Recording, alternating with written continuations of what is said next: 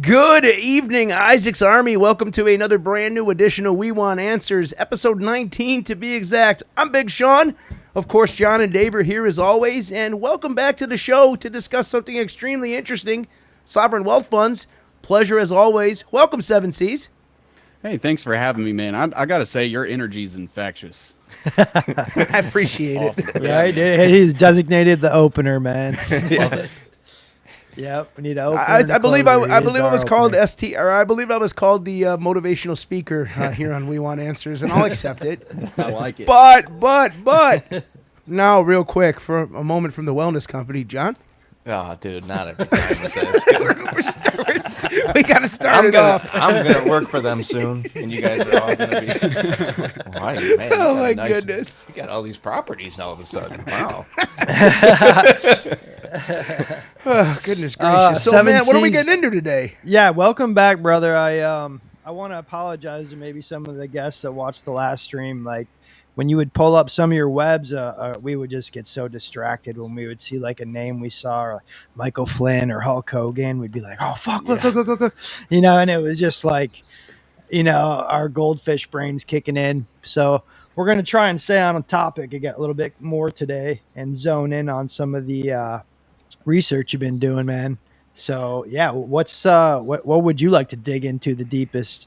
Absolutely, man. I appreciate you guys having me back on and giving me the time to kind of share some information. The thing that I kind of want to look at is it's basically an example of what I kind of foresee happening here in America regarding the sovereign wealth fund. And specifically, I want to look at the sovereign wealth fund of like the United Arab Emirates. A couple of months ago, this got put on my radar. There's this company called Gannett Media, and they essentially own a ton of newspapers around the country. This was sort of like what got me started down this rabbit hole. So when I was looking into this Gannett company, it used to be actually owned by SoftBank, which is the same SoftBank from like Operation Stargate. And so you have this Gannett Media here. Mike Reed is their CEO. They own USA Today. They own the Herald. They own the Tennessean, as well as not really quite sure why the second box blanked out there, but like Alabama, they own the Gadsden Times, Montgomery Advisor, Tuscaloosa News, all the way down Arizona, Arkansas, and they have publications in basically every state. It looks like the Northeast seems to, or like the North Midwest, Northeast seems to be like their biggest investment here. Like just in Massachusetts, you have almost 3 pages worth of what they call. I mean, this alone should be illegal for a company to be able to own this many news publications. Yeah, yeah, you know? It's crazy. It seems like too. a monopoly. Yeah, like you can go on their Wikipedia, which is like where I kind of source this from. It just says list of assets owned by Gannett Media, and it's like not only are there newspapers, but there's like media companies, television stations, local news channels, and things like that they also own.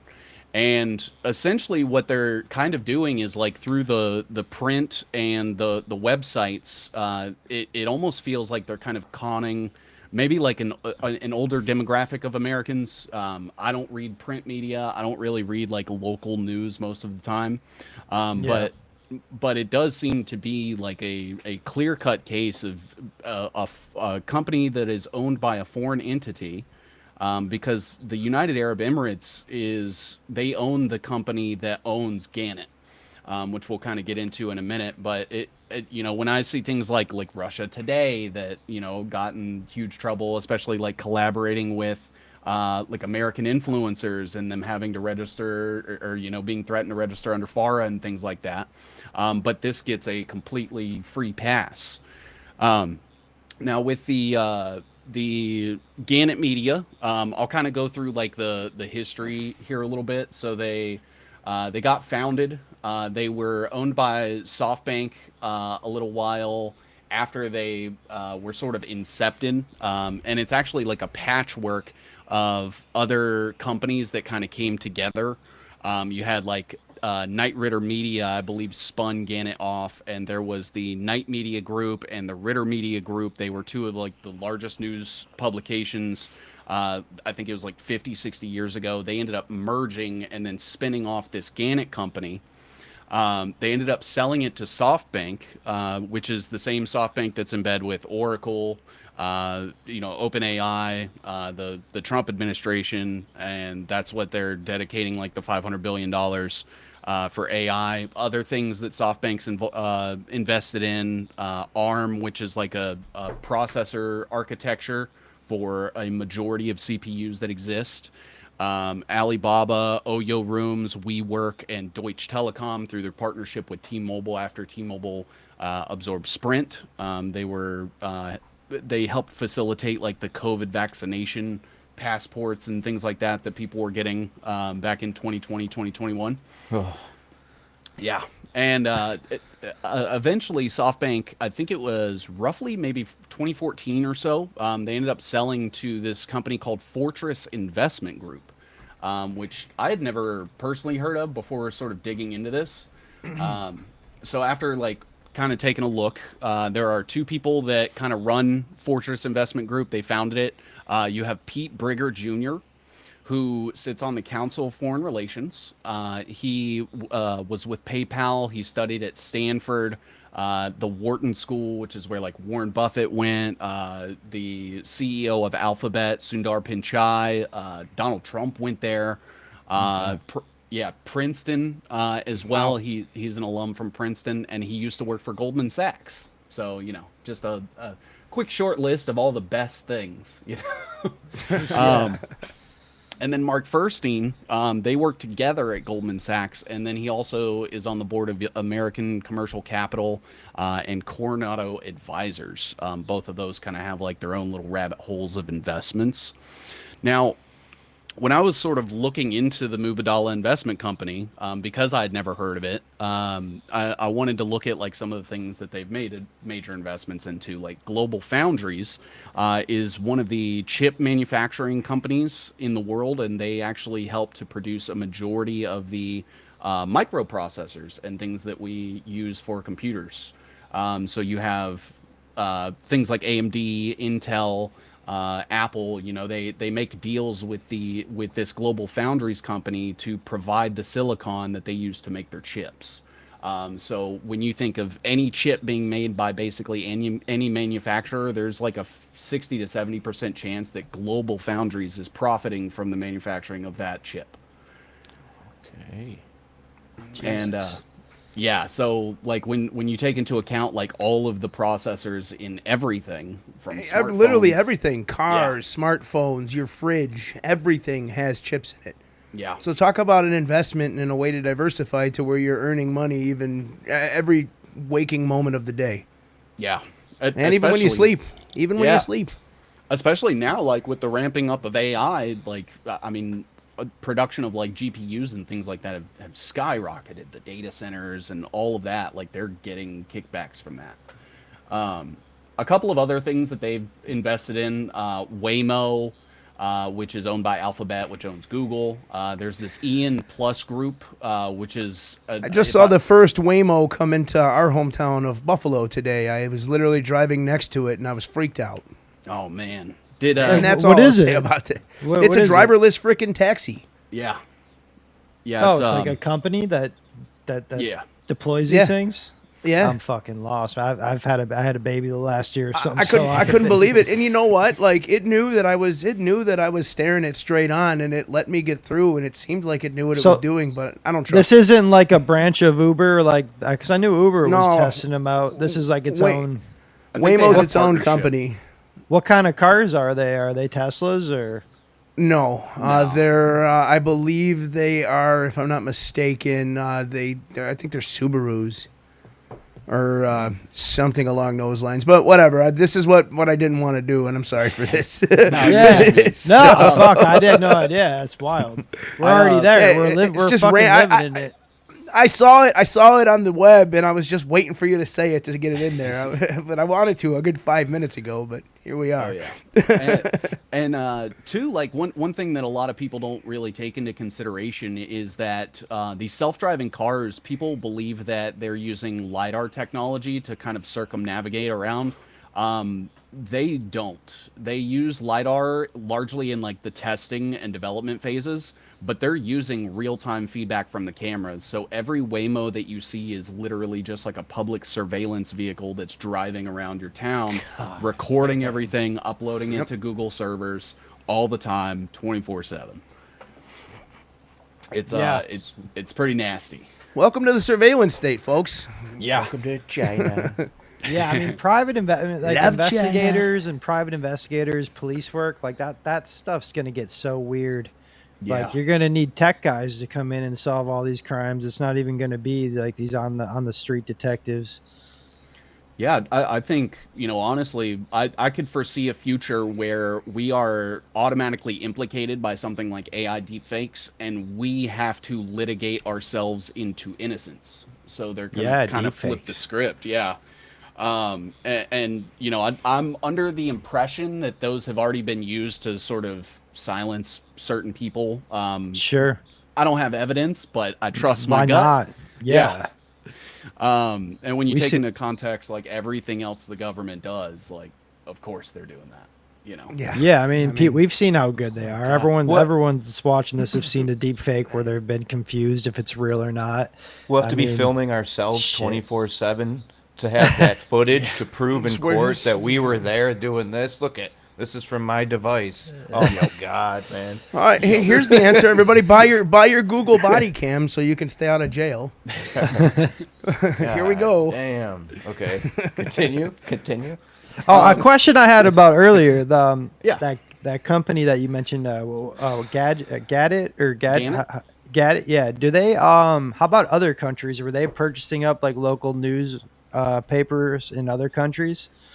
I Is- honestly, I wouldn't be surprised if that was the case. I haven't looked specifically, so I can't confirm one way or the other. But some, obviously Israel's going to be on that list. But like Saudi Arabia, I could assume like maybe Qatar, just because of like the business dealings between Trump and the Qatar government. But I'd have to look. This was kind of put on my radar as far as like just the Gannett part. They used to own Channel 2 out of Buffalo until it was sold to Nexstar, and Nexstar is a whole nother web that you need to check out someday. I've read some interesting things that I won't get into until you make the web, but get at it. Sounds good, man. Hey, Is this accurate? Wait, that's not right. This one. Wait, is that Sean's? That's me. You turn me off. What do you want? People don't want to see my screen. It's got nothing good on it. I promise you that. There we go. It said as of yesterday they rebranded their name to USA Today. oh wow, This is ChatGPT, so take what you will with that. But USA That's- Today is reporting it, so what wild timing. Yeah, we've been having some crazy timing. Oh, last time he came on. So I guess it's now called USA Today. All That right, just- I'll have to update the web. All right. Well, that's a But, much friendlier name. Yeah, a lot more deceitful. Yeah, I would say. yeah, definitely. Wow. So yes. this is all going back to the UAE. Yeah. So this Mubadala investment company is actually like run by the vice president and deputy prime minister of the UAE. So basically, the guy that is their VP is in charge of this company that invests with Google, invests with Global Foundries, invests in G42, did dealings with SoftBank, owns all of these media companies in the United States. Seems a little like a conflict of interest to me, in my opinion. Yeah, for sure. But it almost seems like that whole country is like built on like a business outline or something. I don't know, Yeah, it's yeah. weird. It's like Um, everything is about business there. It kind of seems like, especially with like Abu Dhabi specifically, that it is like a test bed for a lot of the like technocratic technologies and policies and surveillance and weaponry, because they have such less regulations over there. Like clearly they wouldn't be able to just bring this technology over here and just deploy it when they haven't tested it or anything like that. And they don't want to test those things on us because then, you know, it comes out and it gets reported on and exposed and things like that. But if they can do it over there, then it's kind of swept under the rug. Most Americans don't really, you know, keep up with like global politics and goings on in like local areas of foreign nations and stuff. So I think it is kind of used as a way to kind of keep this under wraps. And then with the Mubadala Investment Company, so these Muslim countries are so good at keeping things under wraps because they have such a stranglehold over their country and the media and so on. Absolutely, yeah. There's no independent journalists like yourself over there. Right. Yeah, they usually end up you know, taking a tumble off a building or something. But yeah. Well, I guess the building thing is more Russia's style. They would just cut their heads off, maybe. Yeah. Throw you down a well. Yeah. So three things that this Mubadala Investment Company also owns are the Mubadala Development Company, which we'll kind of get into here in a moment because it's huge. The International Petroleum Investment Company. So all of their like oil deals and things like that are kind of facilitated through this. And then you have Mubadala Capital, which is like their, I guess, tertiary investment company. They actually helped to seed fund Novel Pina Capital, which was the fund that was used to help establish the NSO Group, which was responsible for developing and deploying the Pegasus spyware software that I'm not sure you guys have heard Pegasus before. Sure. Yeah. It's that like end all be all, captures all digital transmissions and things like that, and works directly with like the IDF and Mossad. They were also working with like Mike Flynn through OSY Technologies. I think I kind of touched on that a little bit in the first episode, but That's Dave's dude, Mike Flynn. Oh man, that might be his biggest thorn on his side on the internet. He blocked me and then unblocked me and then blocked me and unblocked me. Yeah, he doesn't know what he wants to do. I did a web on him one time and just kind of like gave a huge summary of all of his connections, and he ended up retweeting me, he commented on it and said that I was crazy. So I reposted that with like the speech he did that was copied off of that cult leader lady from the Seven Rays of Light cult. And I was like, I'm the crazy one. Okay. Yeah, sure, dude. Oh, dude, the web of that guy is just insane, man. Someone had made the Palantir connection with his brother. Yep. I'm sure you had made that connection. I just hadn't seen your work on it. But I saw that the other day. It freaking blew my mind for like 2 days. It shouldn't. Yeah. It shouldn't. The work of Palantir is for the greater good, you guys.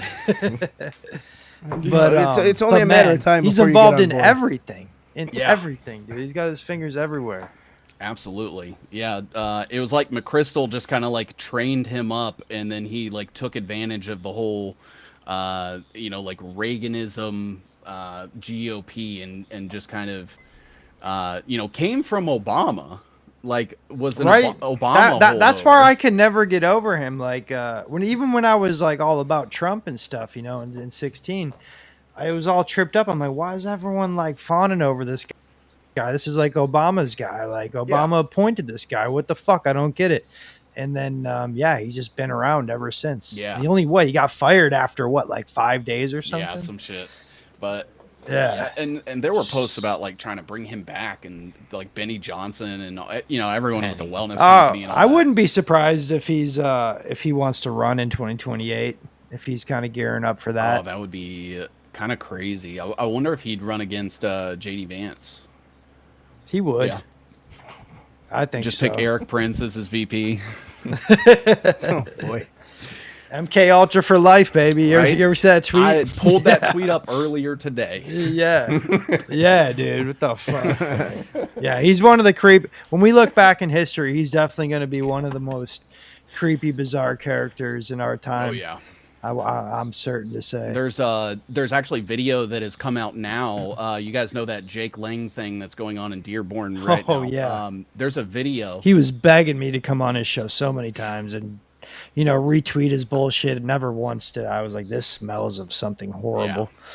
Yeah, you're better for it, man. There's video, like there's pictures of him kissing the wall, and Oh yeah, man, he's a full-on Jew. Yeah, and like he's trying to pull this image Wait. off like he's this white Christian nationalist, and he's over there burning like the Talmud and the yeah, John, you didn't know Calling about that? for He's a full-on white Jew. man to be skinned alive. Wait, what Yep. is this? Oh my god. I didn't see that video. I saw the caption, and I just kind of was bros by it. But yeah, that motherfucker, man. That talk about a psyop in real time. Yeah. Like that's it. It's one of many. And like he was DMing me when he was supposed to be in like the gulag and shit, in the DC gulags, and I'm just like, well, what is going on here? I'm like, this dude had like a podcast from the gulags. it's funny because like just today I saw a video of him when he was supposed to be incarcerated on a Twitter space with Mike Flynn, where Mike Flynn sung him happy birthday, and that Yeah. it felt very gay. I'm not gonna lie. I would be uncomfortable if another grown man is just like 1-to-1 with me on a call, like singing me happy birthday. Yeah, no thanks. It's bud. a bit weird, just a bit. Yeah, but once you start digging into like some of the stuff, that they got into, not shocked at all. So now with this just kind of focuses like specifically on Gannett and the breakdown there and like the people that are involved, but it kind of goes a little bit further as you start to add more players and more points of contact here. So that G42 company that I had mentioned that is kind of owned by the Mubadala Investment Company. They own the G42. G42, the investment company, is run by the National Security Advisor of the UAE, this Tanoon bin Zayed Al Nahyan. So the guy that's in charge of the NSA of the UAE owns this investment company that invests in things like they made a huge investment in Twitter alongside BlackRock. They invest in Google. They invest in NVIDIA and Palantir and all of these same things. And then from there, we covered the vice president and deputy prime minister. But what the UAE is starting to do now is they are buying up all of their own infrastructure with their company called the Abu Dhabi Development Holding Company. And so what you've essentially had is like the largest media company in the UAE, 2454. You have TAQA, which I believe is their water or power infrastructure, and then Daman is the other one. The Abu Dhabi Ports Group, which is the company that is in charge of all of the ports coming in and out of Abu Dhabi.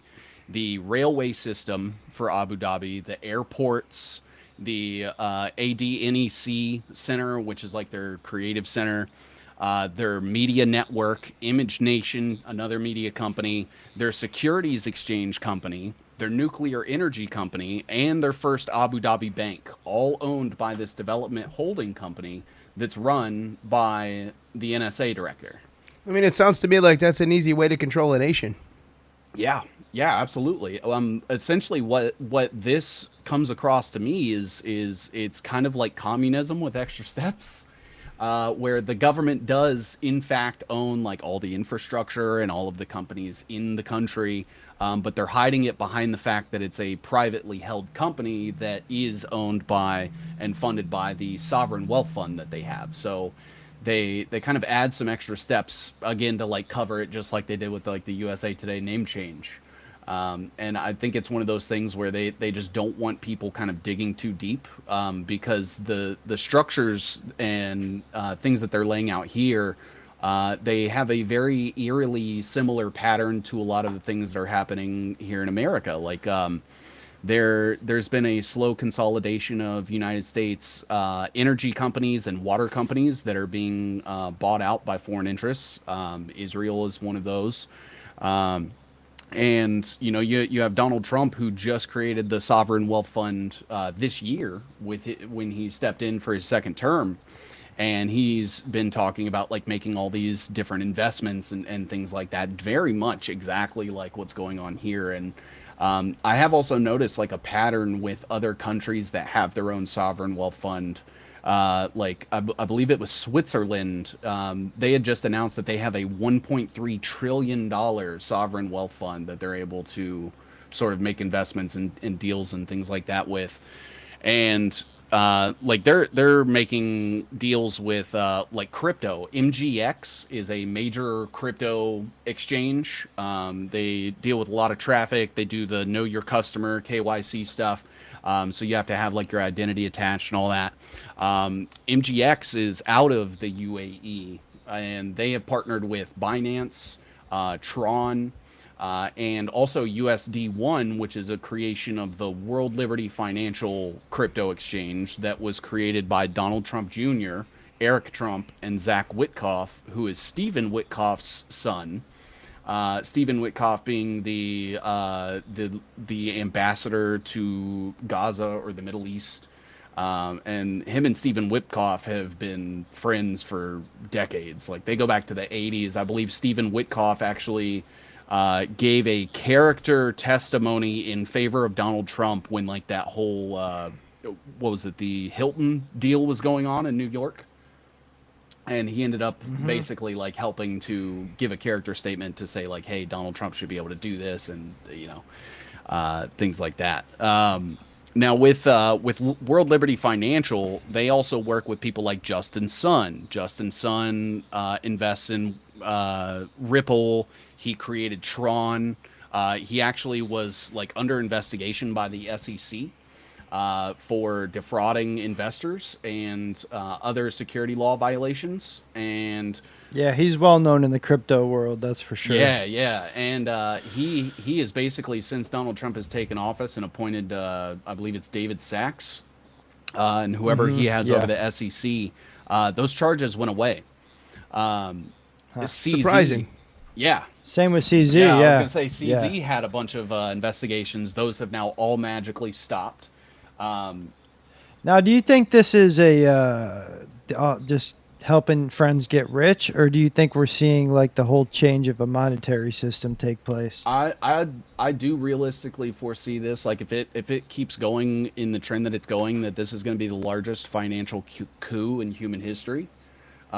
They're essentially going to try to take the entire GDP of the world and put it on the blockchain and translate all physical currencies into these digital currencies that they have propped up and established. And they have the institutional backing of like JP Morgan, Goldman Sachs, you know, basically all the same power players that have been running the financial system for the last 50, 60, 70 years. And I think they will. I'm not sure like what the time frame would be, but I think very soon you're going to start seeing like, oh, if you check out at the grocery store and you use Ripple on your phone, Get 10% yeah, you off. get like a kickback or a discount or something like that.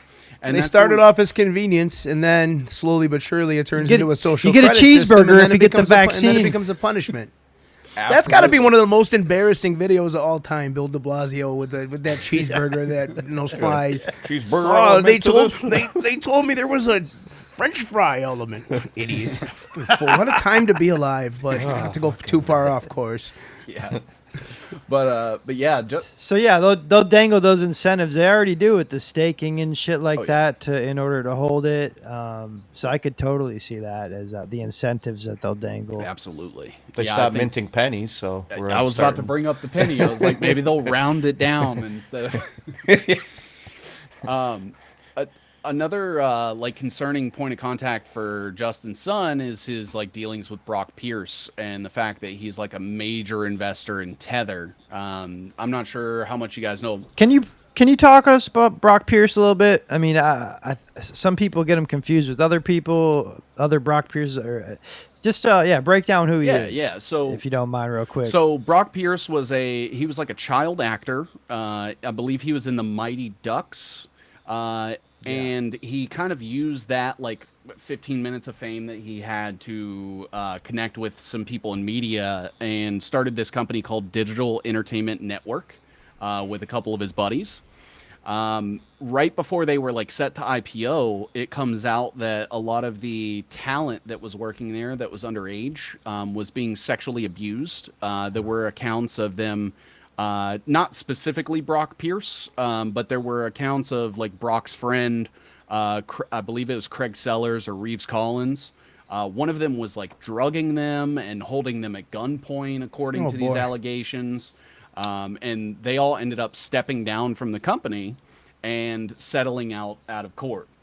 And, you know, to me, like, if I wasn't guilty of those things, I would fight it. But they seem to have just taken it. And I assume that that's an admission of guilt, especially once you start to realize that after that, Brock Pierce starts to become cozy with Jeffrey Epstein and is actually... Yeah, he was a client of Jeffrey Epstein's. They had talked about how Brock Pierce was like one of the largest investors in Bitcoin at the time when they were meeting. And then he goes and launches Tether, which has now become like one of the largest, I believe it's the most profitable company on the planet, as far as like operating costs and overhead and things like that to their revenue. And so he's how do they make money just being a stable coin? So a lot of that comes from like transaction fees are typically like the number one way that they're able to it's essentially like guaranteeing a form of usury, and they justify it by saying, well, we need to pay for the compute power, and we need to be able to like validate nodes on the network and things like that, so it costs money. It's all bullshit. They could more than easily verify and all of those things without actually taking a portion. We have nuclear energy that's being like built up all over the place that's going to power AI data centers, but they're never going to like trickle down that overhead into something like this to get rid of those fees. No, once you charge more, it never goes back. Ever. Yeah. And what's the point? People get accustomed to paying it. You know, you got to stop it before it happens.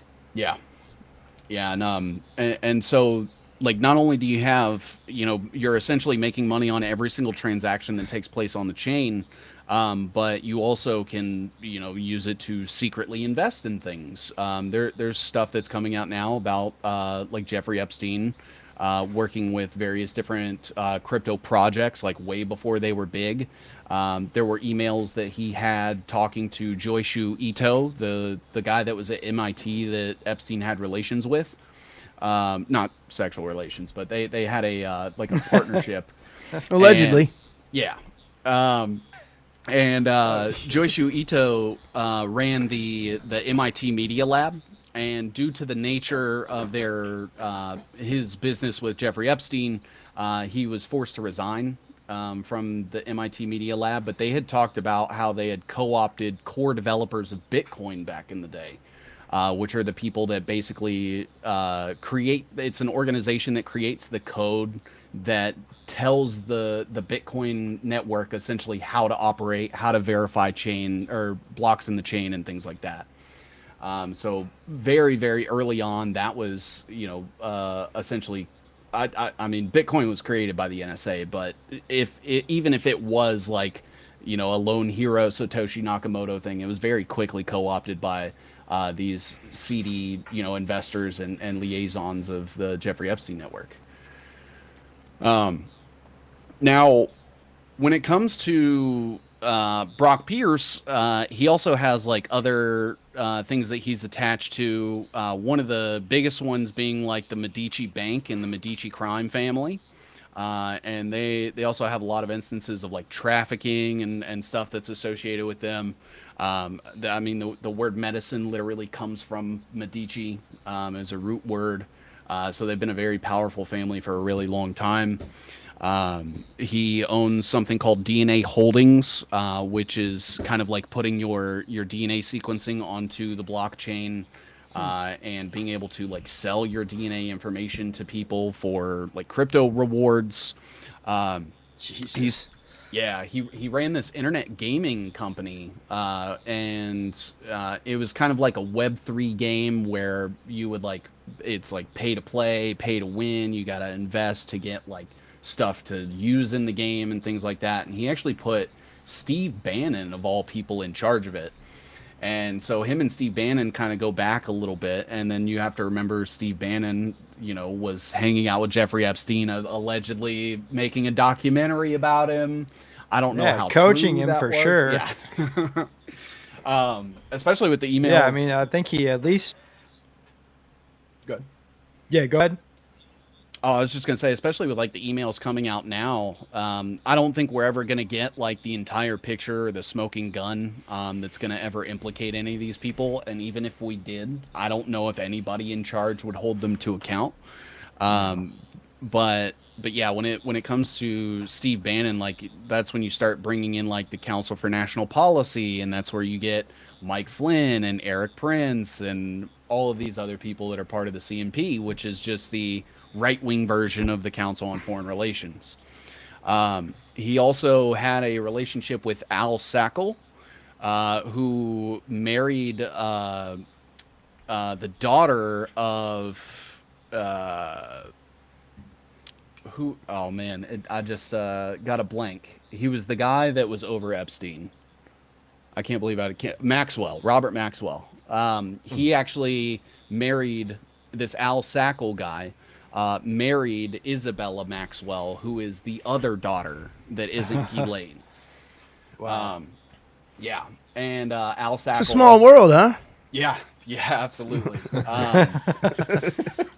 Al Sackle, really good friends with Richard Dawkins, Carl Sagan, L. Pierce Williams. You know, he had relationships with Eric Adams. He had relationships with Jeffrey Epstein. And all of these like supposed intellectuals, even Alex Spiro, who was Epstein's lawyer, Jay-Z, or not Epstein, Elon Musk's lawyer, Jay-Z's lawyer, he's wrapped up in all of this as well. Now, when you go back to Brock Pierce, you know, that's where you start to get like Bitcoin Foundation. He has spoken with the Milken Global Conference, which is Michael Milken, who used to work at Drexel Burnham Lambert, which he had a co-worker by the name of Nigel Farage of Brexit fame. Nigel Farage used to work there. Yeah, and Drexel Burnham Lambert actually sort of restructured because they were found to be behind the junk bond crisis of the 80s. So Michael Milken was kind of charged, you know, for the full accountability of the company. Trump pardoned him in his first term, about 30 years after the fact, which I thought was kind of crazy. But that Drexel Burnham Lambert ends up restructuring after that and becomes Apollo Global Management, where it's run by people like Leon Black, who also has really, really intimate ties with Jeffrey Epstein. I believe the Virgin Islands like had sued him for millions and millions of dollars or something like that because of his relationship with Epstein. And yeah, that's just a little bit on Brock Pierce. He's part of like Blockchain Capital, which is a huge blockchain foundation. Mastercoin is another one as well. But Brock Pierce, not a good guy, in my opinion. He's actually like rubbed shoulders with a couple of people. If you guys know Ian Carroll, Of course. Yeah. Sure. Yeah, his two podcast co-hosts, which one of them is Justin Trudeau's half brother. His name's Kyle Kemper. Yeah. Wow. His name's Kyle Kemper, and then you have Dustin Stockton, who was one of the biggest people, or one of the biggest people involved with helping to set up the January 6 rallies. And what the fuck? And then the day January 6 happens, him and his wife are mysteriously sick, and they don't show up when everyone gets in trouble. Yeah, go figure. Yeah, makes sense. Those guys. And everybody gets a stomach bug every once in a while, man. Yeah. Why are you drawing all these conclusions? But those two have a history of calling Brock Pierce like a patriot and a leader and things like that. Brock Pierce has been, you know, he was at the Trump inauguration. He has rubbed shoulders with people like Conor McGregor, who claims that he's going to be running for president of Ireland here soon. So Brock Pierce, not a good guy. Anybody that does business with Brock Pierce, not a good person. I actually confronted Ian about these things, and he just said that because it doesn't affect him personally, that he doesn't care. So do with that information what you will. Yeah. Yeah. No, when I knew Ian was basically controlled opposition, it was his connections in the Flynn network. He was coming to like the aid of Liz Krogan in some bullshit argument. And I'm just like, wait a second. Like, Yep. this motherfucker, like, you're not even being subjective about this at all. Like, you're just coming to the aid of these people. Yeah. So, yeah, man. Yeah, you got to watch who you follow, like they like to say, you know. You're right. Watch who you follow. Watch who you follow. The people that you really should be watching out for are the ones that always are the ones tweeting that bullshit out. Oh yeah, yeah. Every time they make an accusation, it's secretly a confession. Yeah. Uh-huh. Every accusation starts as a confession in this new world. That Yeah. Bongino speech about everybody's that saying whatever's in the deep state. Remember that video? What was that, Dave? What was that? I feel like he was Yeah, I talking called about him your out. account. Yeah, was just Or at like, least Raw, one of them. were you watching? Just made a tweet saying, I wonder if Bongino's the one, holding the doors for the pizza parties, for Obama's pizza parties, because like Yep. all the dates lined up for WikiLeaks, and then he fucking had a meltdown that day, and he called me a liberal, a deep state liberal fucking plant or some shit. Like, I'm just like, bro, you lost everybody at this point. I mean, whoever's Wild. you got to be a boomer retard to like be on with those dudes still. Like, Yeah. I don't know how anyone is behind those guys. Like, what do you think? Think they're gonna arrest like a Reed Hoffman or some shit like that? Like, throw us some guy like that, just somebody that we've heard of, but maybe not that important in the whole cog. Well, there's always going to be a pawn or two to fall. That's how it always works. But never the big Yeah. fish. Never the big fish. And we're not going to get the files right now either, too, because there's going to be a new investigation, so we're going to have to redact a whole bunch of stuff. It's Oh, just a yeah. big fucking game. Yeah, we'll never be getting those files. I think I said it like close to a year ago, and I was like, you're never getting the Epstein files. You're not getting the wall. Hillary's not going to jail. Yeah.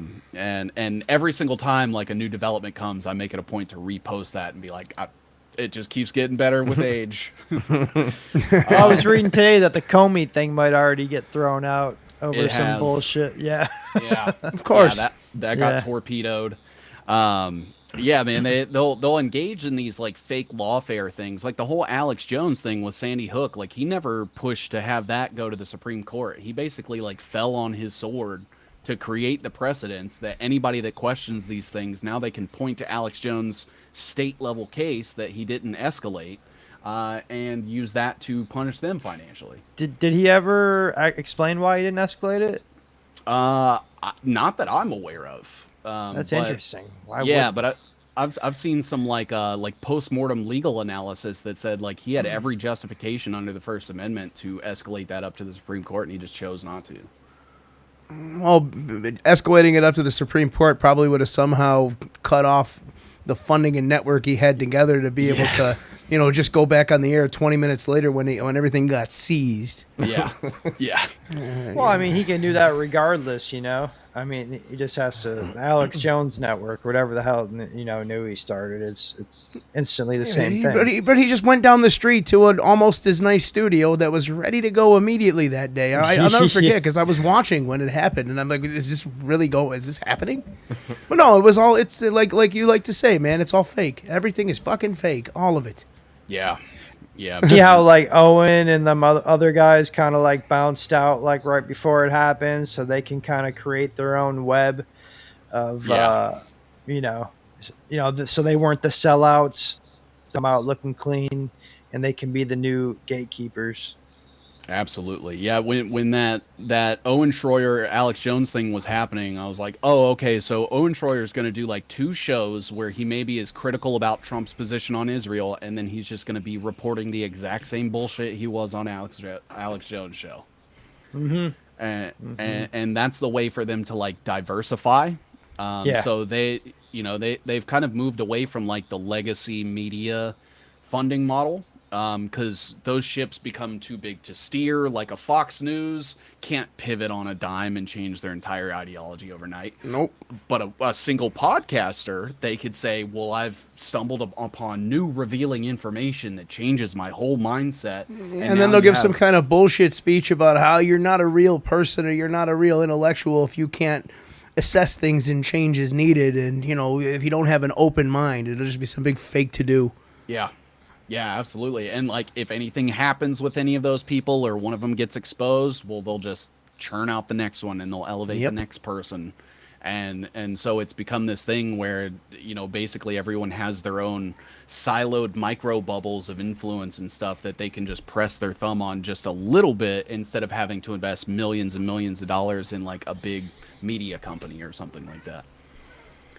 It allows them to pivot as they're like watching the algorithm and people's reactions to things and stuff like that. And I think they can move a lot more, like with a lot more agility these days because of that model. Totally.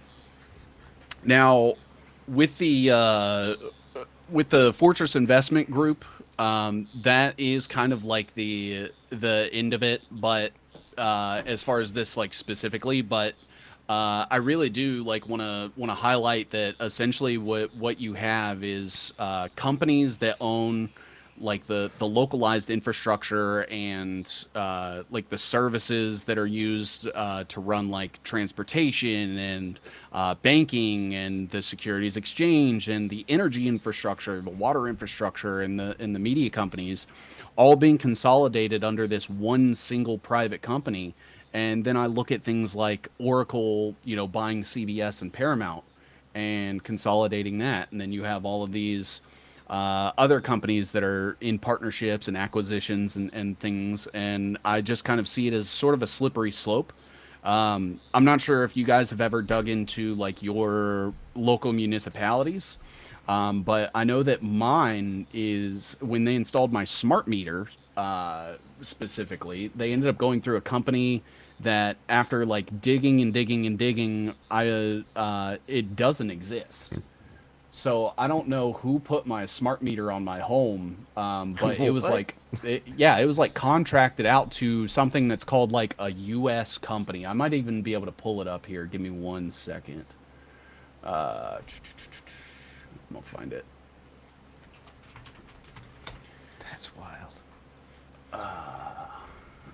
1 sec. Sorry about that. I Yeah, think those they things just that blow slapped one up of and those stuff. fuckers on my house. Don't get rid of We that. were just talking about this on a couple episodes ago, and they're just blowing up on people's houses, and also they're able to smartly send current back and forth, and they're like, there's a lot of talk that I've seen in various places about like the Palisades fire, for example. Like people's houses were just incinerated because currents were sent to their appliances, their smart appliances, and all of those blew up, and Yeah, it's I actually have some Yeah, stuff on something that they too. should not with, have any control of. the California Palisades stuff. what kind of a name is that? AUS, a U.S. company. I mean, is it a joke? So I believe it's Advanced Utility Services is what it like stands for. But the way that they have it framed and phrased and everything, like it looks like a U.S. company. So I looked at their LinkedIn. It says that they were founded in 2012, but their page doesn't list a founder. Of the 8 associated members, it lists these people, but they're all private. When you try to access any of them, it says LinkedIn, you don't have access. Their Facebook page is right here. It's only got 213 followers. It was created in 2016. Their About page, completely blank. Just one uploaded photo on their website, which their URL is i5zzp.hosts.cx. That's their official company website, according to their Damn, we're more official than these guys. here's another website that they had listed called ausmetering.com, which if you click it, literally just takes you to this, which tells me nothing. What? Yeah. Every link on there reroutes to the same page that says it's forbidden and I don't have access to it. The URL from the mock-up of their Facebook page leads to a blank, non-secure site right here, which was the one that I had taken the screenshot of. And when searching for like advanced utility services on the SEC Edgar system, which is like where every company in the United States has to register if they want to incorporate, nothing. There's no search anywhere, no matching companies. I tried different identifiers, modifiers, and things like that. Indeed does have a page for them, but most of the people involved seem to live in Arkansas, which is like on the other side of the country from me. That ChatGPT is telling me that Arkansas. That's hardly giving me any information compared to what it usually like does when you ask a question about a company. Well, it's got to hide this kind of stuff. Oh yeah.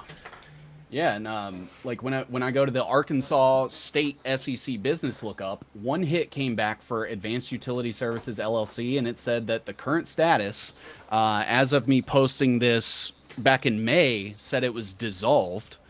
So according to this, like a company that no longer exists installed my smart meter from Arkansas.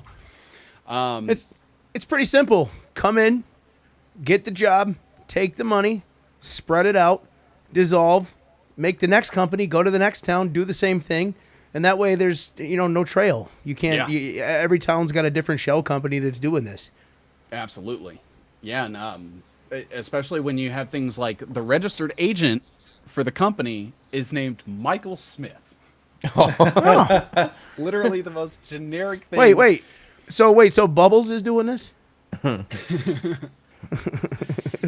And what's even crazier too is like their date filed for their articles of incorporation was 2010, but they said they were founded in 2016, and their LinkedIn says 2018. So it's like you have all these different conflicting information. The BBB lists them, but says they're out of Arkansas. Says Mr. Michael Smith is the president. I tried looking this guy up. I can't find him anywhere. As a part of any sort of like company. There's no like LinkedIn information that lists him anywhere, or anything like that. And then the website that's linked from the Better Business Bureau goes to a completely different URL than the one that was provided by their own pages, but they call themselves US Utility Solutions LLC, which is a different company than the one that was provided to me. But look at their logo. It's the same. The same thing. And the link at the bottom of the page here, 404s, so it doesn't go anywhere. The phone number rings, but it goes to a voicemail with zero identifying information. And searching through the SEC site again for U.S. Utility Solutions, nothing came up. Same with the SEC website. The address listed on the BBB website says that they're in this building. This is where they operate out of in Arkansas. And there's no like useful identifying information on like the source code of any of their pages that says.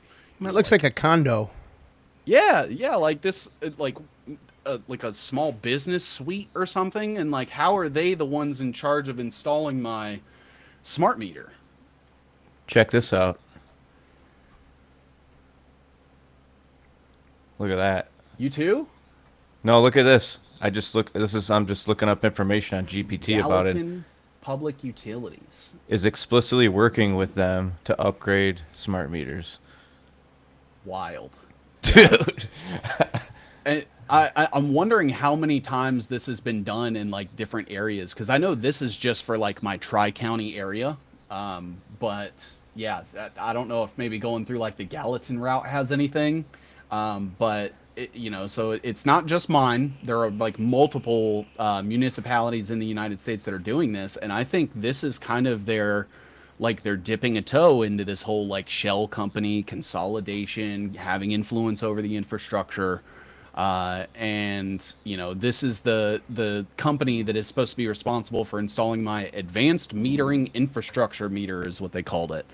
And yeah, so I don't know what to make of that. To me, that just screams like there is somebody nefarious that is operating a shell LLC to cover up who it is, for very clear reasons. And I have, basically just every justification, I think, to be suspicious that this is kind of imagine- what's going on here.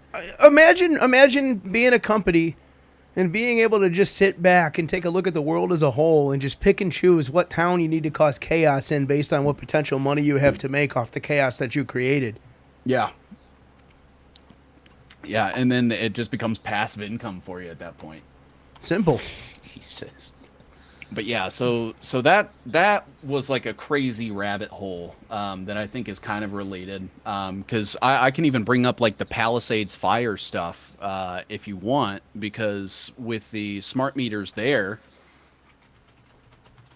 I did a little thing, and it kind of ties back into the Mike Flynn, Eric Prince web, and everything like that. So the LA fires should have been stopped, and they weren't. The company that had the quick response contracts to help fight the fires also had a partnership with Southern California Edison, the maker of the smart meters there. Colson Aviation was the one that had the firefighting contracts for LA. It's owned by the Colson family, which is the same Foster Colson and Colson Capital that oversees the wellness company's 1775 coffee. And now a message from the wellness company. I'm gonna get the shirt, man. I'm gonna get the shirt, and you guys are not gonna be laughing. Not gonna be laughing anymore. Me It and had to Peter be done. McCullough are gonna have our own show, and you guys are fucking done. Yeah, it's, Good God. So that's wild, dude. So these smart meter people own this technology that the smart dust and this other stuff we were talking about. oh yeah, man, it gets like kind of crazy, honestly, because Smart dust.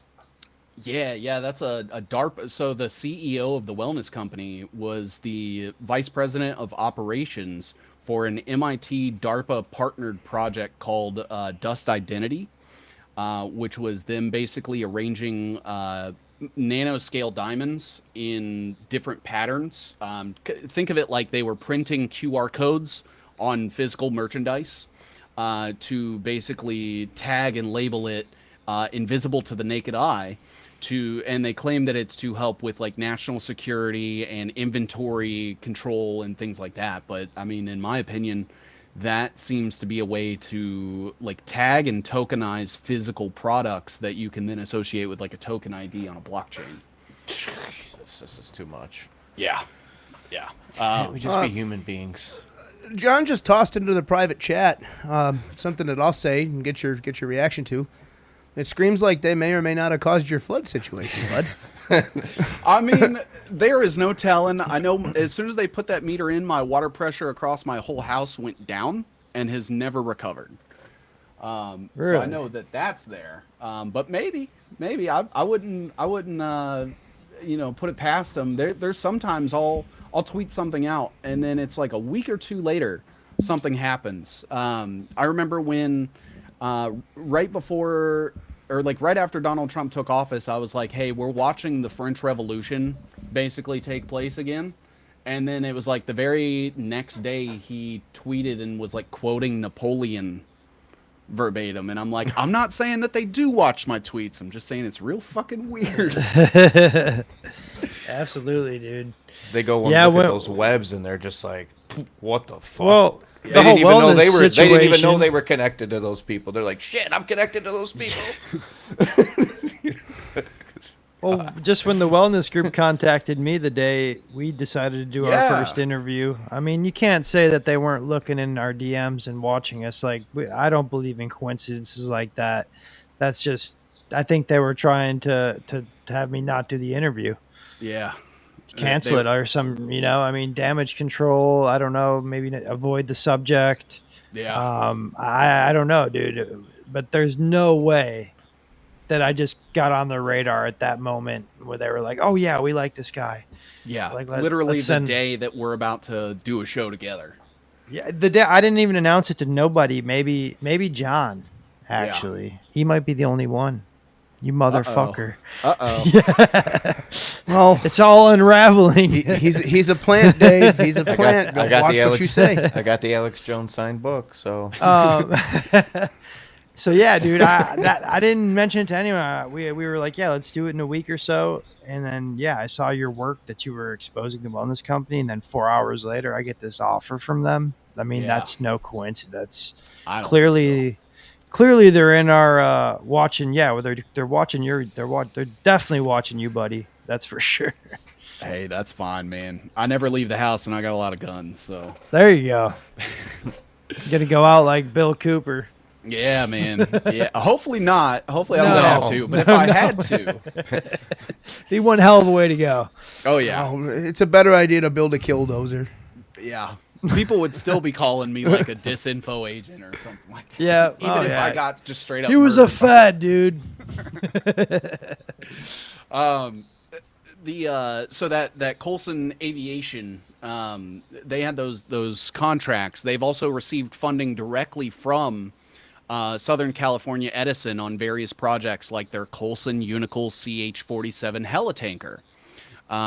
So this is Colson Aviation partnering directly with the company that installed the smart meters that caused the fires that they were supposed to fight and didn't, that burned down LA.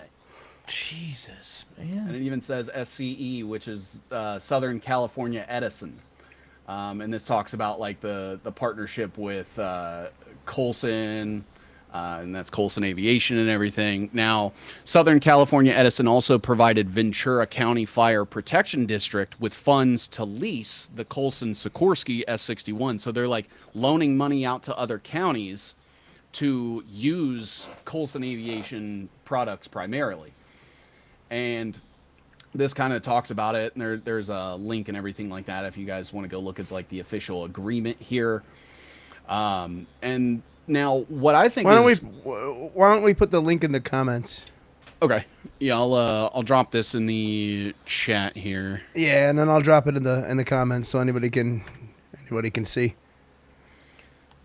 And so that's this is a screenshot of the like agreement document itself, and this is the part where it specifies like specifically giving them the money for that.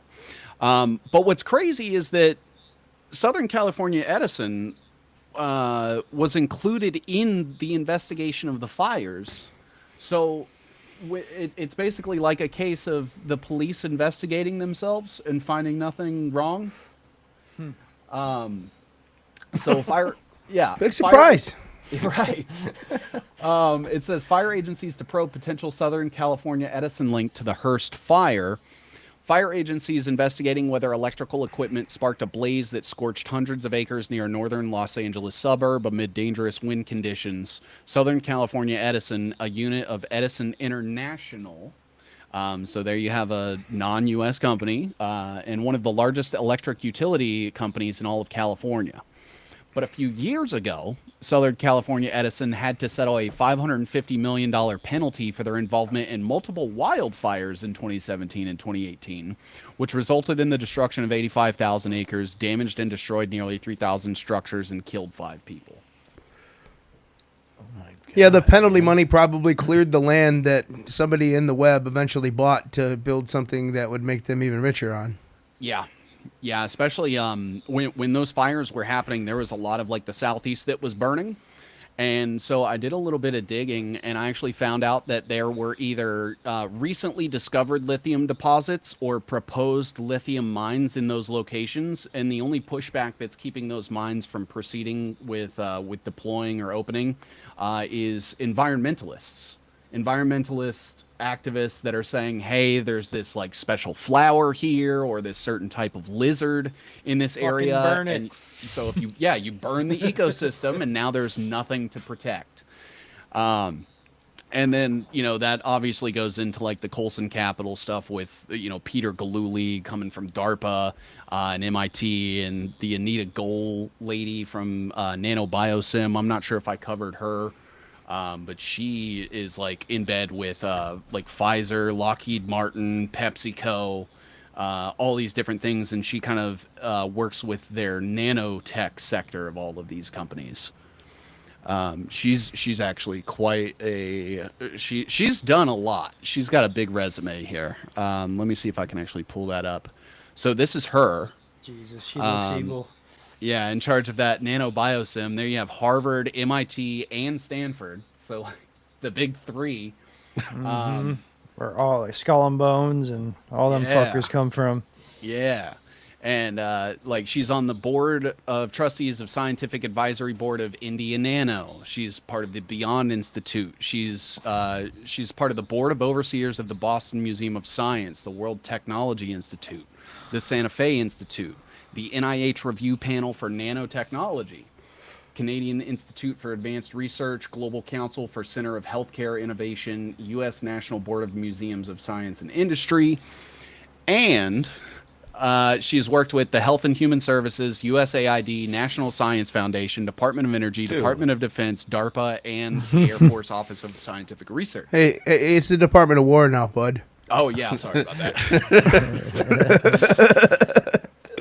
Well, it's At funny least how they're all this being shit is honest. connected, though. It's just freaking ridiculous.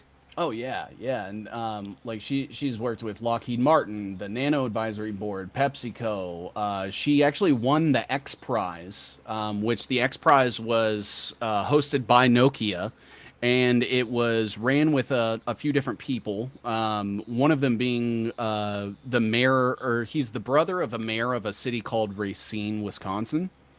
Okay. Which that will probably need its whole own episode because that's where you We get do. like Can we do an episode on Racine, man? Yeah. There's not enough talk about that, and it's a complex one that people really don't even. It's either on your radar or you know nothing about it. I feel like. Yeah, yeah, and I remember when I didn't know anything about Racine maybe a year ago, and there was someone that was kind of like calling me out. I'm sure you've met him, the Perugia. Yeah, and he was like, "You're a controlled opposition." Because Well, you no, don't-" I had the same thing happen to me. I didn't know about Racine, and they're like, "You're not even fucking talking about it, you shill." Yeah, All right, well, Bro, I don't know what's going on. Like, I personally know nothing about Racine, so Same. if somebody wants to give me a brief overview, I'd appreciate it. you got it, brother. So with Racine, I actually have like a couple of the big things that I can talk about. So first, that's where SC Johnson, a family company, was founded. You had, I forget which patriarch of SC Johnson it was, but one of them was actually charged with essentially sexually assaulting their own stepdaughter, I believe it was. What the fuck? Surprising. Yeah, if you look up like Johnson family charged Racine, Wisconsin, it should come up. But they actually are like part owners of like a private airport out of there, if I remember correctly. I need to find it. But the SE Johnson stuff comes from there. Gannett was kind of how I like the Gannett thing branched off of this. But in Racine, you have NanoString Technologies. You have the Racine County Eye, which comes from that Knight Foundation that I was kind of talking about earlier. The Knight Ritter. They were two like big media companies, ended up coming together and then spinning stuff off. You have NanoString Technologies is a big one. Chris Mason is a doc. Yeah, here it is. So Wisconsin billionaire Samuel Curtis Johnson III pleaded guilty on Friday to misdemeanor sexual assault of his stepdaughter and was sentenced to 4 months in jail. 4 months. 4 months. Yeah. You have, I mean, Foxconn was doing deals with them. They actually had like their chip manufacturing plant there. Henry Kissinger has held tons of meetings at the Wing Spread Symposium that they have there. So it's kind of like this little sister Bohemian Grove type meeting place where, you know, they kind of meet and they have passed a couple of different things. You have George Church, who was like the eugenics guy, like the genealogy guy behind Epstein. He actually works directly with the brother of the mayor of Racine. So the mayor of Racine is Corey Mason IV, but Chris Mason, his brother, works directly with the guy that was behind Epstein's eugenics projects. People might remember the ones like Azara Ranch. Yes. Yes, and Colossal Biosciences, you guys might remember, they were the ones that cloned the dire wolf. They're the ones that Tom Brady just came out and said they were responsible for cloning his dog. Ah, yeah, I just read about that. Yeah, same thing. So Isn't that how they got Drake May too? Isn't that what they're saying too? The goofy Drake the rapper? conspiracies. No, the new quarterback of the Patriots. Oh. They're saying they use that same like cloning technology I mean, years ago. Maybe. I'll be honest, man. One of my The kid looks good. You know, as a Bills fan, if they win the division, I'm going to get behind that theory 100%. I will say, like, one of my crazier theories, I have zero proof. I think Barron is a clone of Trump. I don't think he had him like the I mean, traditional way. he looks exactly like him. So, like, I mean, obviously, father and son, you'd Yeah. see that, but it doesn't look like he got any of Melania. None. Yeah. None. Yeah, I could see like they had cloned him, CRISPR'd him to make him a little bit taller, you know, gave him a little bit of a better hairline, and they were like, all right, you're gonna be basically ushered in after my second term, because you notice like he's uttered what, like maybe 10 words publicly, and people just obsess over him. He's uttered enough obsessed. words to be on the Yeah. board of directors for TikTok now. Yeah, yeah, He's on the insane, board of directors for TikTok. He sure is. No shit. insane. And then as far as Racine, that's also where do you guys know the Council for National Policy? Enlighten us. Yeah.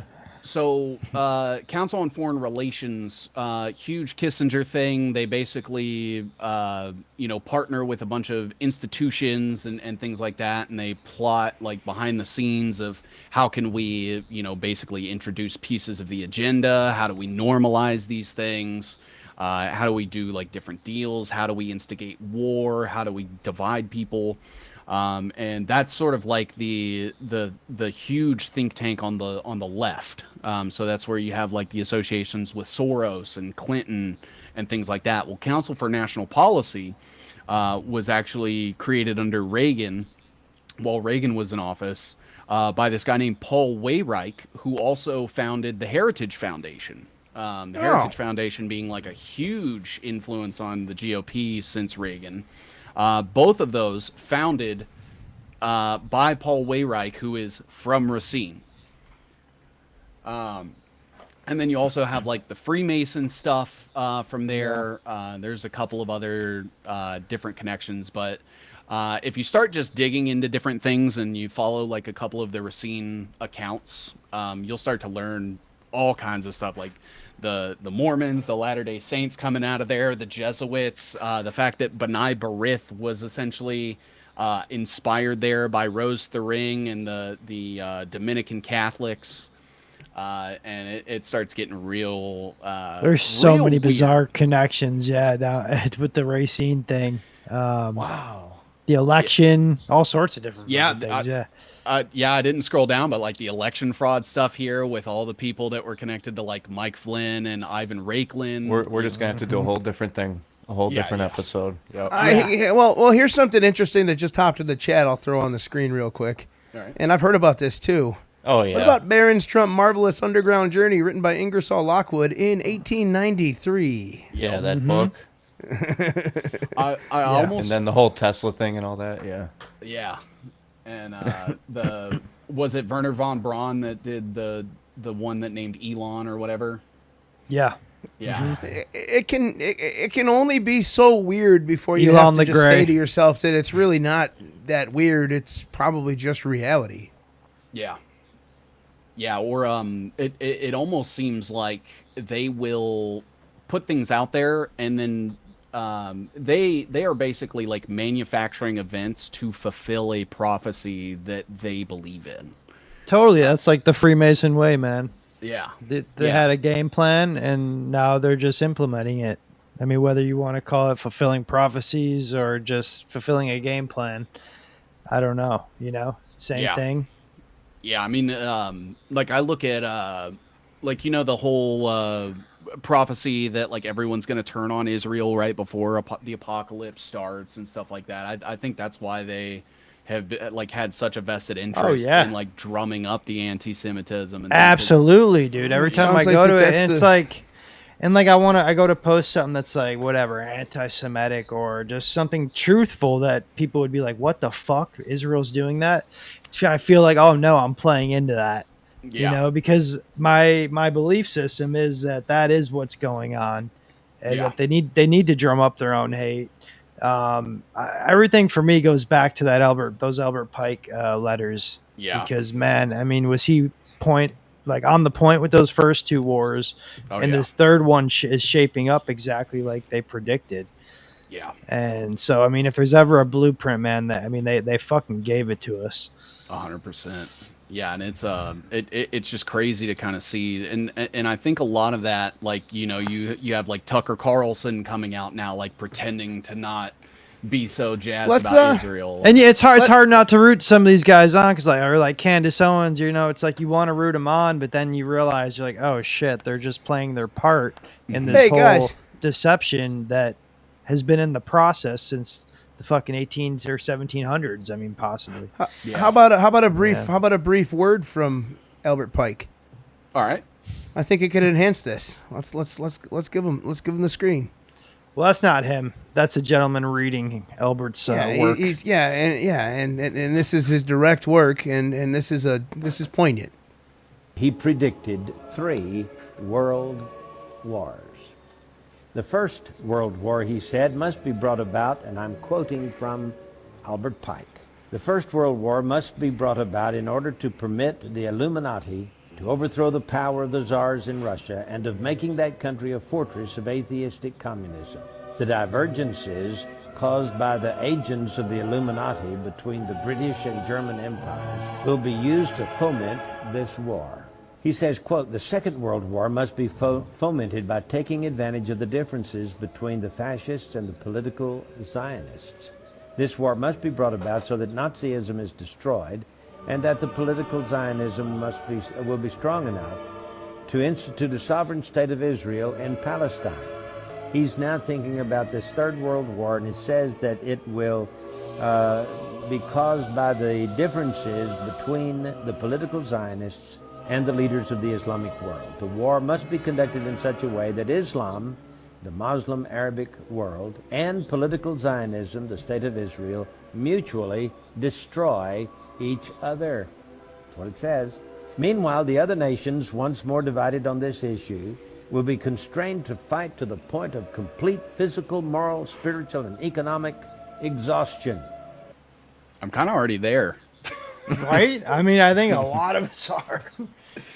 But yeah, I mean, like you're starting to see now, you know, like all of this like anti-Islamic rhetoric that's coming out, and you know, I'm not Islamic. I would honestly like it if we could make it, like, our religious beliefs a little more of a personal thing instead of people like having it in your face all the time and like trying to change the rules of society to fit one specific belief and things like that. But very specifically, And this is like online has really hyped this thing up in the last 2-3 years. I mean, yeah. Prior to that, no one really talked about religion on social media. Now it's like the hottest topic button you could talk about. Oh yeah, sure. dude. The second someone like comes out and identify, like, look at Russell Brand. Like, someone like Russell Brand is a Christian. Yeah, Disgusts me. okay. When people like, what do you mean? I mean, like, oh, God forgives and stuff like that. It's like, yeah, but like pedophiles also use cover too. Yeah. And you know, I mean, they find peace. They find people that are peaceful and forgiving, and then they take advantage of them, like they've taken advantage of people their whole lives. Yeah. So I mean, like, that's what unfortunately people comes wanna with see- the territory of being in a a religion that values good things and good virtues and morals. You know, you're going to get these scumbags that come in and take advantage of it to the fullest.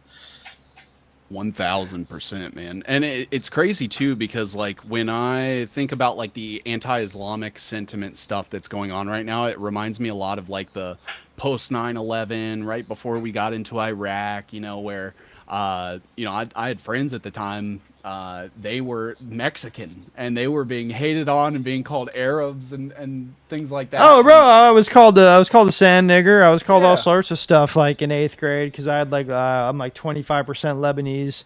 Yeah. Like I was Nowhere I close was to Afghanistan. yeah.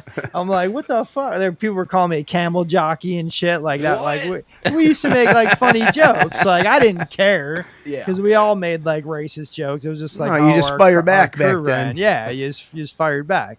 Yeah. But yeah, I had all that shit thrown at me just because of my 25% Lebanese. So I got some interesting connections with. You guys know Laura Logan, right? Of course Sure, we yeah. do. She used Oh, to yeah. follow me, and then she unfollowed me when I got into a little Twitter argument with Liz Krogan. Oh yeah, yeah. So a lot of people don't know that Laura Logan's husband, he was an intelligence contractor wrapped up in the Seth Rich wiretapping scandal when that Jesus. happened, and he also did work for this thing called the Lincoln Group, which eventually got acquired by Strategic Social. But the Lincoln Group ended up getting.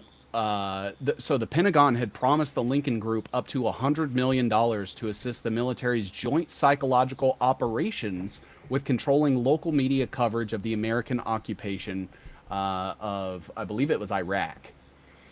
And the Lincoln Group later became the target of a congressional and Defense Department investigations over its handling of U.S. cash and its propaganda tactics. So Laura Logan marries this guy who works at a defense contractor company on behalf of the Department of Defense, now Department of War. And their entire thing was just, we need to convince Americans that our occupation of Iraq and Afghanistan is justified. So they would do like different things, they would like pay people in a village or something to like hold AK-47s and say death to America. Jeez. And things like that. And so this Lincoln Group actually ends up getting acquired by a company called Strategic Social. And then it says here, an official at a company that is also a U.S. government contractor, Strategic Social, said the Lincoln Group has changed its name to Fulcro Worldwide and acquired by Strategic Social. So that was just like an official record. Strategic Social is then purchased later by this company called Constellus.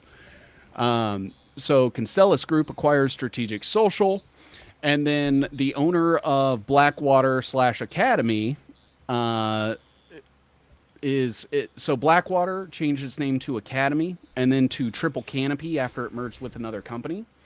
And then that was also bought by Constellus. And then Constellus was acquired by that same Apollo Global that we had just talked about with like the Drexel Burnham Lambert stuff, where Michael Milken got charged with the junk bond crisis. And they ended up restructuring the one that's owned by Leon Black. Apollo Global owns tons of things like they own Chuck E. Cheese, for example. No. Yeah. Well, you got to wonder what winds up in that pizza cheese. I was going to say, because, like, I mean, you got to think one of the guys in charge of it was at Epstein's Island. He ended up getting sued by the Virgin Islands. You could probably put in Leon Black Virgin Islands and something. So you're saying it all comes back to pizza? Kind of, yeah. Jesus. Oh, my goodness.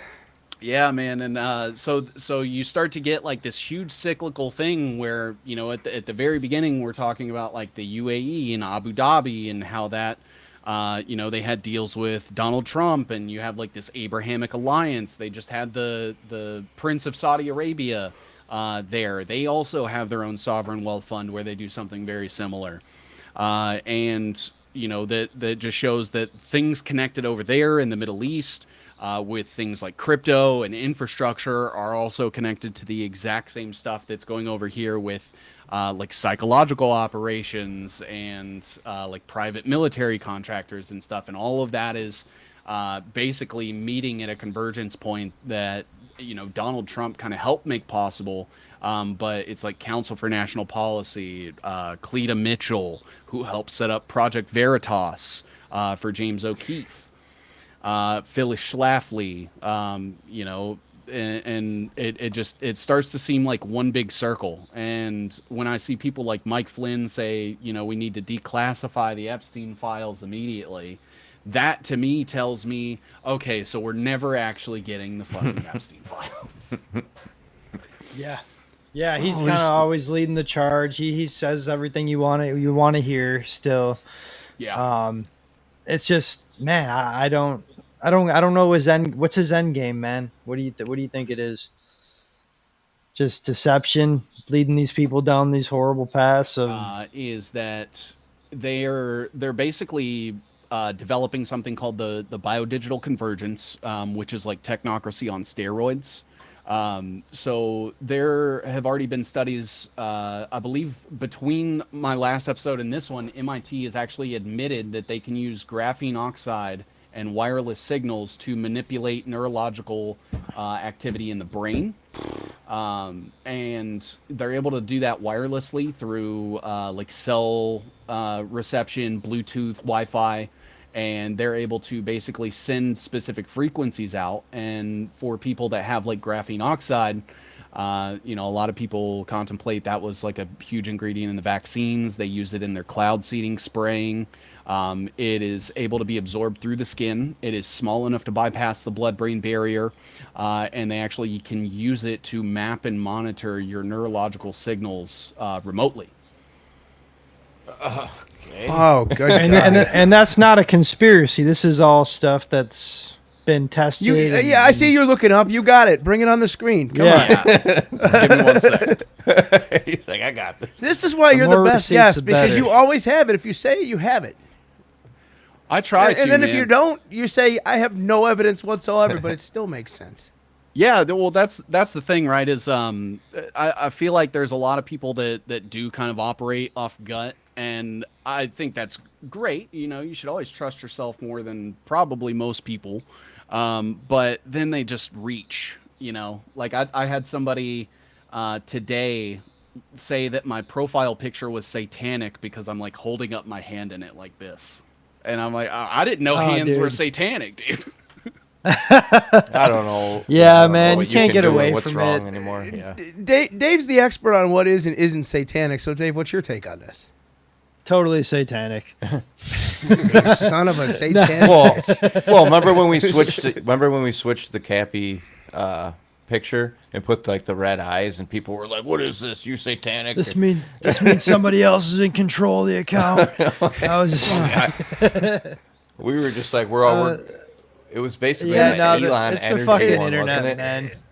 Someone Well, else that's is in the the internet. account, and their name is the Wellness Company, John. Damn it, man! Is that the only time you're gonna bring me full screen with that? That's not cool, dude.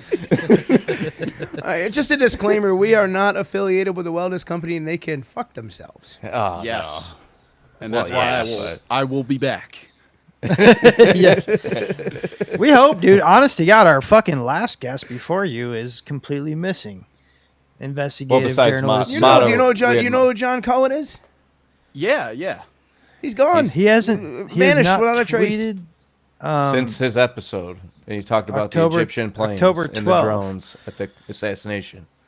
And I know he Odd. makes he told us he really doesn't make a lot of money. Makes everything off Patreon, maybe like $50K a year, and he hasn't even been paying it.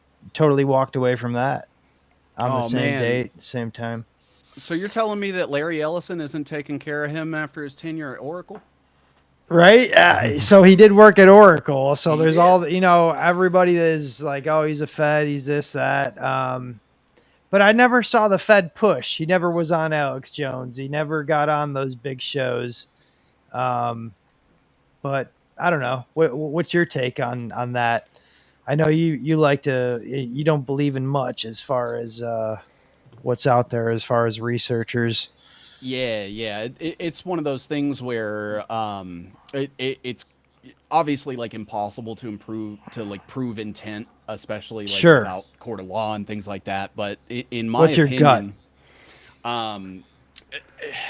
I want to give him the benefit of the doubt, just because I've talked to like regular Joes who worked at various tech companies, and they were like, dude, I had no idea, and like if I could go back 30 years and like undo helping and stuff, I would, but I didn't know the extent of everything. I didn't know this company was working with the government and stuff. I want to believe that, But it's like the second you give somebody the benefit of the doubt is when they're able to take advantage of your trust. So it's like, man, Oracle's a big one. That's like you basically worked at the CIA. Yeah, that's pretty high up on the list, and that really has to raise a lot of questions. A lot of people speculate he went to Thailand, and you need funding to do those sort of things, and I would guess Larry Ellison would be able to provide funding. And we're not making accusations here, but you do have to examine all sides of the coin. Oh yeah, yeah. And also saying that, like, I want to preface, like, anybody that wants to like dig through my stuff and call me out on different things and stuff, I welcome it, man. I think it just makes me better, more well-rounded, and sort of like able to self-reflect outside of myself, kind of. Sure. I think The that's conversation is the key to uncovering things. You need all points coming into your head. You need to be able to give every side of the coin a good analysis, and that's one of the reasons why I enjoy your research so much, because you do include all those sides. And I'm sure there's going to be a time on this show where in the comments somebody challenges you, and I don't doubt that you'll be ready to accept that challenge head on, and probably get your point across pretty succinctly.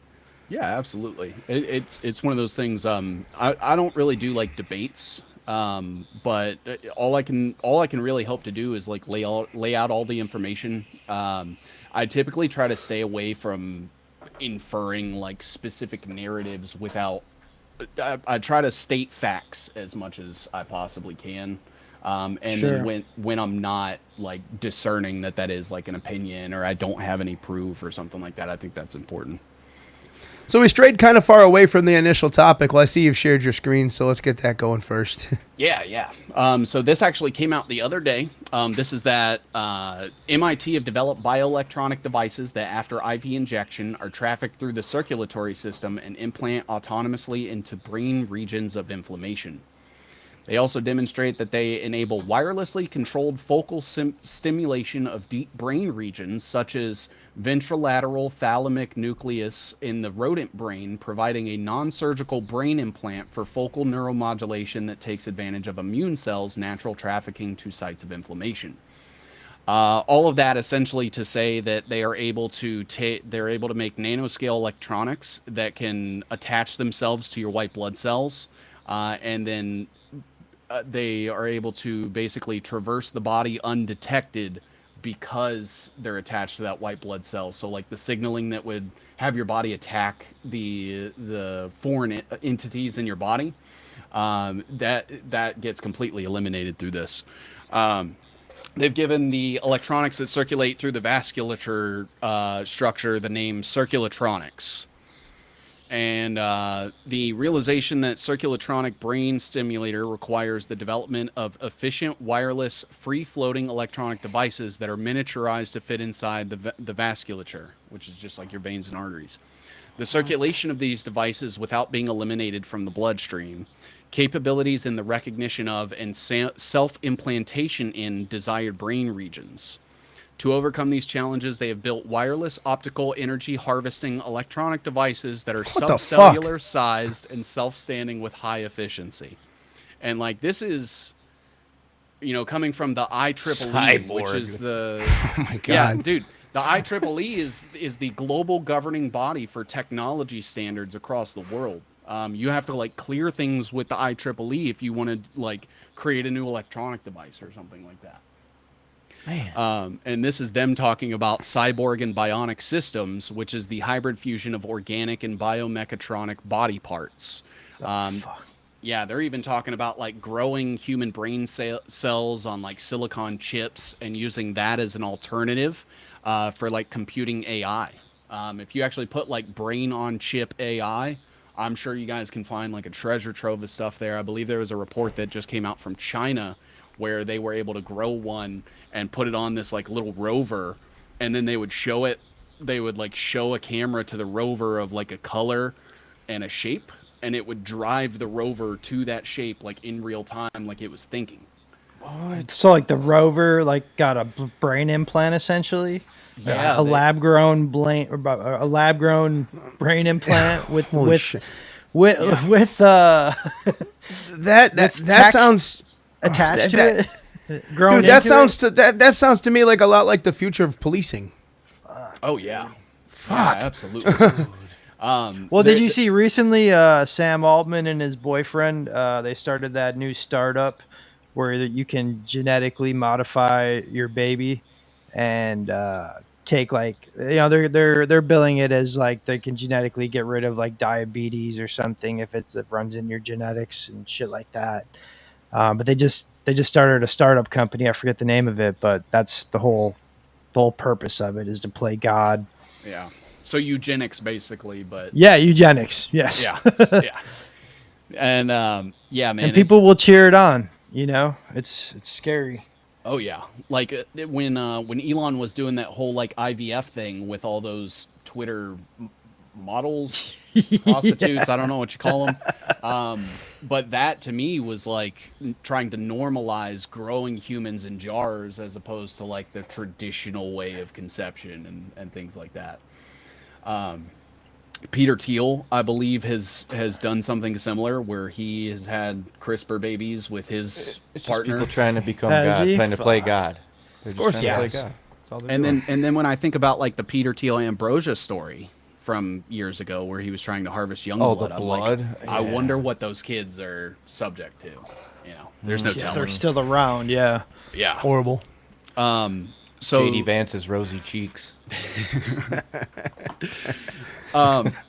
so with this like biodigital convergence stuff that's happening, they're able to they're basically using graphene oxide, which is just it's a piece of carbon that is one atom in size. But the reason that it's so huge for them is because it's able to be manipulated through electromagnetic frequency signals. So they could send a particular signal to make it behave a certain way.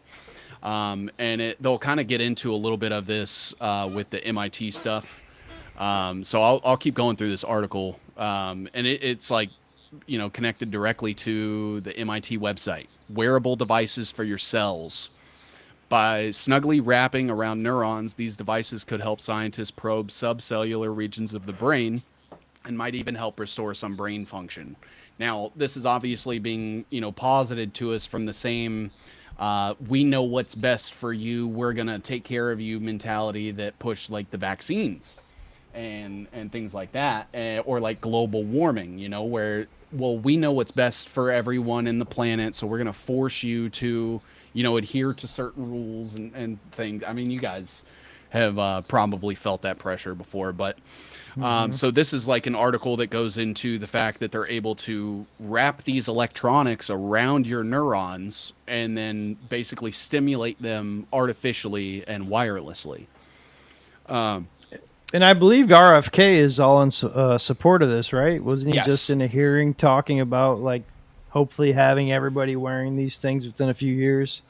Yeah, he's so he had talked about like traditional wearables and how he wanted to, he's basically trying to do like the Obama phone thing, but for wearables.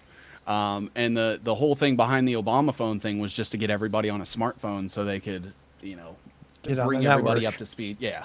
Yeah. And so they're able to move inside your veins and arteries without clogging. They have to be smaller than the circulating cells. So when you think about a blood cell, realize that like these Jesus. electronics they're developing are smaller than that. That's nuts. How Yeah. do they even develop that? Like how So from my is it through like understanding- 3D printing or is it I don't even know. I mean, I'm guessing. So from what I've read, as far as like the development of nanotechnology, is they aerosolize it, which is to say like they pulverize it down into the atom, and then they will basically build their circuitry with those atoms, like those molecules. And so you have machines that are basically, like you said, like 3D printing, but they're creating circuitry with these molecules, and they're able to essentially print these things that are, you know, an atom in width or a molecule in width, and it's like an array of wires with a chip on it and everything. So nuts. Yeah, man. How long do you think this has been going on? Ooh, This that is, obviously cannot be a new thing. I mean, if they're this far ahead. yeah, I would say that. Let me let me see if I can pull something up here real quick, because I want to give you like a more specific day time. So this is actually the history of nano taken from DARPA. And back in 1875, we had nanostructured gold, apparently. 1947 was the semiconductor transistor. It looks like the term nanotechnology was officially created in 1974. And then you had this 1959 speech that was called "There's Plenty of Room at the Bottom." And that was given by this guy named Richard Feynman. And I believe that Richard Feynman was kind of the guy that inspired nanotech altogether, because he essentially said, okay, well, if we can shrink technology, then we should be able to shrink it like infinitesimally. And, you know, even past the point of atoms. And from there, you started to see like a huge swath of investments from like private and military in decreasing the size of technology, and to the point where we now have these nanotech, devices that are being created, and it's totally normalized. They sort of have like this cult mentality in academia, where they're not worried about the consequences or the ramifications of pushing the boundary of engineering and scientific discovery. They are so focused on doing it that they never stop to question whether they should. And a lot of the times they're indoctrinated to that same mentality of like, we're doing this for the good of the people, and you're doing a good service. They're using these, the big like selling point for these is that they're going to use them to repair like Alzheimer's damage in people's brains and things like that. And it's like, well, that automatically like requires me to give you access to my brain. And I think of like mass surveillance, for example. Oh, well, we're only going to surveil the criminals. And it's like, well, how do you know anyone's a criminal unless you're spying on literally everybody? Yep. Can't we And just get the cause of it? Why do you gotta like just attack some symptom? It's just like the doctors, just attacking Yeah. a symptom. Yep. Instead of just what's the cause of the Alzheimer's or the A you know what I pill, mean? a pill for this, a pill for that, a pill for the symptom that pill caused. It's Man. always, but it's just a game to make more people money and to cause more confusion. Yeah. And so with these things, they developed something called subcellular sized wireless electronic devices, or SWEDs, that are free floating and convert extracorporeally getting sick thinking about applied it. fields to electrical energy and enable electrical neuromodulation. That's essentially saying that they're able to be like piezoelectric.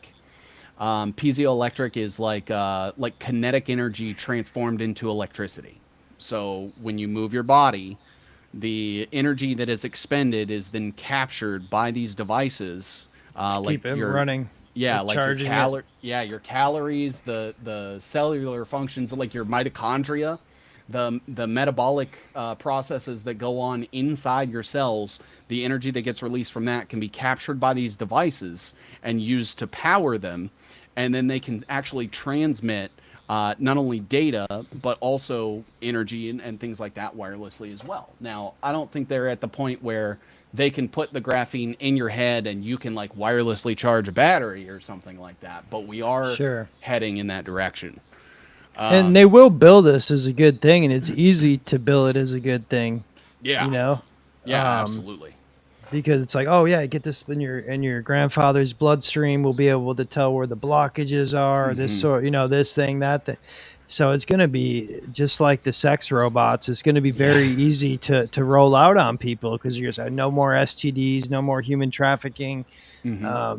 So it's like, fuck, man, we are really in a rock and a hard place. We're stuck between. Yeah, man. And then, I think back to bring up Larry Ellison again. He said everyone's going to be on their best behavior because we will be watching everything. And they're not just talking about like what you say and do. They're talking about like the neurological activity that's going on in your brain.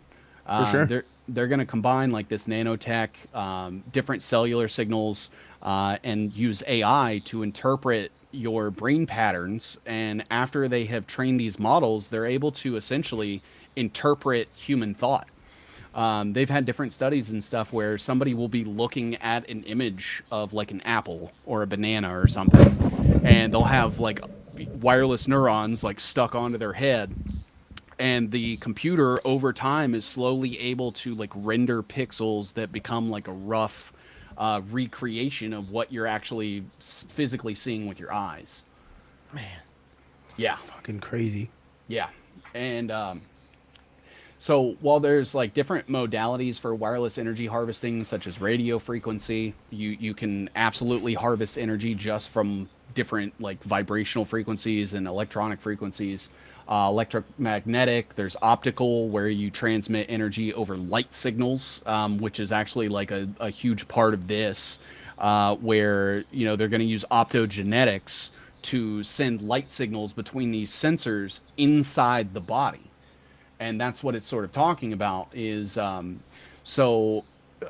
with each unique characteristics, they focus primarily on the photovoltaic principle, which is like the same technology that they use where solar panels are able to absorb UV light and create energy from that. And this is because optical modalities provide high spatiotemporal resolution, penetration depth of several centimeters in the human head with intact skull, and have already been used for clinical studies. So this is them kind of showing the machine or the technology like adhere to the neurons inside the brain, and how they're able to basically capture imagery of it without having to open up someone's skull. Yeah. What can you even say? What can you even say about that? I wish it would stop. I wish that there would be a worldwide moratorium on all neurosciences moving forward, because while there has been like some good that's come out of these fields, the weaponization and the pervasion of it to be used against us pales in comparison. So I've been called like an ableist and stuff, you know, because it's like, well, what if, you know, somebody could walk again? And it's like, well, is that really worth like having everybody's thoughts being read all the time? Diamond Dallas Page will help you walk again with DDP Yeah, yoga. he You don't really need will. He really will. nanotechnology. Yeah. Holy hell. Yeah, so this just gets into a little bit more like the MIT using organic semiconductors, organic obviously being like made from living material. That's where you start to get like those brains on chips. And they were able to leverage the photovoltaic effect, as they have unique advantages such as narrow bandwidth for enabling multiplexing, high optical absorption coefficients, mechanical flexibility, allowing better interfacing with soft biological systems. So they take that little circle that's on the screen right here, and that is one of their sensors. And they kind of go into like how it's manufactured and everything like, and this is coming from like Science Direct. So this talks about like a novel low temperature integration of hybrid CMOS devices on flexible substrates. That's basically how do we make flexible electronics that can mold to people's tissue. And then you also have I can't even remember what this are. Oh, a hybrid CMOS imager with a solution processable polymer as a photoactive layer. So that just kind of goes into like being able to transmit signals with light. And yeah, man, it's pretty crazy. Of your opinion, do you think our bodies are full of most of this shit already? Kind of, yeah. Yeah, I think because you can look it up. There's cloud seeding patents, and I was just gonna say that. Smart dust. I was just a lot gonna of them say that. use graphene. If you look up like graphene cloud seeding, you can find like patents and things like that have been filed. And so essentially they're aerosoling this graphene in the sky. And then, as you guys know, clouds work. If there's any impurities, those end up naturally falling. And because graphene can be absorbed atopically through the skin, that to me, you know, there's no telling whether any sort of rain that falls on my skin has graphene in it and is then, you know, flowing through my blood, bypassing my blood-brain barrier. And who knows if my thoughts are even organically my own anymore. That's kind of where I'm at, guys. Yeah, you never know, I mean, man. do you think they're? I mean, obviously, you think they're testing this equipment right now as we speak. I mean, we may One of us might be under test for all we know. Yeah. I do Yeah, get a lot of friggin' headaches, and I don't know why. I always make this joke with my audience where I tell them that I have changed the voice of my internal monologue to be different than my speaking voice. So I'll do like a Mickey Mouse on in my head, because they don't know that I'm like what tone or pitch or anything that I'm using, and they'll just be sending me my thoughts in my own voice, and that's how I'll know it's them. That doesn't even sound far-fetched at this point. It sounds very reasonable and a logical step to take. Miss Co Jones says Sabrina Wallace has been telling telling us this for years. I'm not sure who Sabrina Wallace is. If you know. Oh yeah. I've spoken with Sabrina a couple times. She was very, very ahead of the curve. She covers things like WBAN, the Internet of Bodies, digital twins. Now, I will say I've also heard her say that she has family that were like part of intelligence agencies. So just like with the John Cullen thing, kind of take it, a little bit of grain of salt, but Arm's length, yeah. yeah, but it is one of those things where it's like the information that they're putting out there is like coming directly from these institutions and these universities, and instead of pointing to random infographics and stuff like that, they're linking me directly to like the IEEE website or the MIT website, where these people are publishing these things themselves and saying like, look, the information's out there. And that to me is I think a form of transparency that I feel comfortable with, like somewhat kind of pursuing that and doing research into it and stuff. And since I've started digging, like, man, this shit gets scary.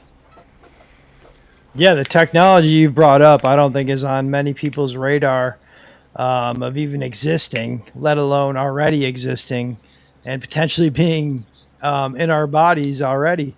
Do you think the vaccine, has because I feel like the vaccine, they could have put whatever they wanted to put in us 10 different million ways. Yeah. Do you think the vaccine was a big population thing or something different, or where do you go with that?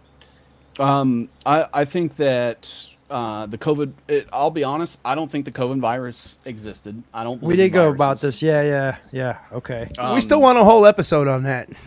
Yeah, Your absolutely. theory is mind blowing. We all were like kind of shook from it. We were talking about it a couple days later after the episode. The whole 5G symptoms and the COVID symptoms matching up. I tell everybody we're that's just what it like, is now. holy shit. Like, yeah.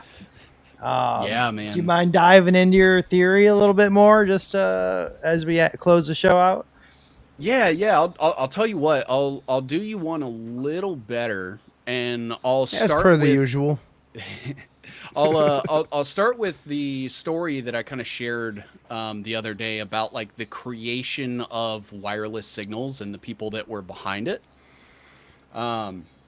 So this is I'll try to speed through it because I know we're coming up on time here, but so during World War II, the United States worked with Britain to develop technology to send wireless signals across airwaves via radar microwaves. The guy that was kind of in charge of this project was named Vannevar Bush. He went to MIT. He was a founder of Raytheon. He worked at General Electric. He was part of the very first venture capital firm ever started by the Department of Defense, the NDRC, NSF, National Science Foundation, the precursor to NASA, the NACA, all these different things.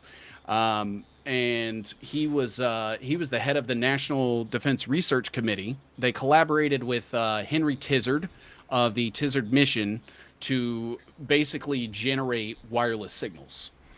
So at a meeting on September 19th, 1940, the Americans described Loomis, who worked under Vannevar Bush, was at MIT. If you guys know about MIT Rad Labs, Loomis was the guy that was put in charge of it. And then Carl Taylor Compton. Carl Taylor Compton was actually he was a mentor to Donald Trump's uncle, John G. Trump. When John Trump was at MIT, he studied under Carl Taylor Compton and Vannevar Bush. You guys may also remember that John Trump was the one that was kind of granted the Tesla files. Yep. After Tesla's death. And so essentially you had Vannevar Bush create this this venture capital firm and on behalf of the government. And the very first company that they fund is Donald Trump's uncle's high voltage electronics company. And so the very first thing that John Trump ever does that's like super successful was funded by these guys who started the very first VC firm, which is, you know, what paved the way for things like BlackRock and Founders Fund and Sequoia Capital and things like that. And so what they did was they worked with British intelligence essentially to create wireless signals. And what they won't tell you is that the microwave radiation technology would go on to cause the poisonings of countless people, creating things like Havana syndrome, recreating most of the symptoms of what they purport to be SARS. They use their position in the FDR administration to selectively elevate this technology through the first known venture capital firm, like I talked about just a moment ago, and how it kind of paved the way. And so essentially you have this system that becomes autonomous under Sun Microsystems, which is now Oracle, who partnered with DARPA, the CIA, and Mossad to create Aladdin, BlackRock's Aladdin, the one that they use to control the economy.